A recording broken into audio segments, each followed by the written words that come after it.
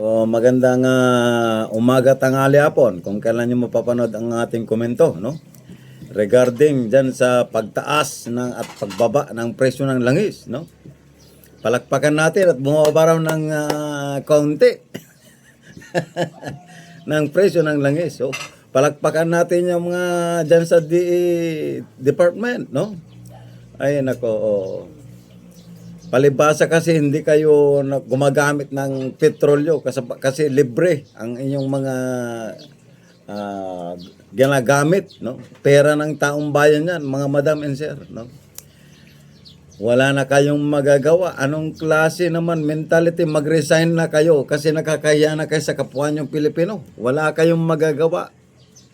Kung ganyan ang mga kawani ng gobyerno, ay dapat na kayong umalis riyan para palitan kayo yung mayroong matinding at maayos na pag-iisip. So, ayun lang ang aking comment. Magandang umaga sa inyo.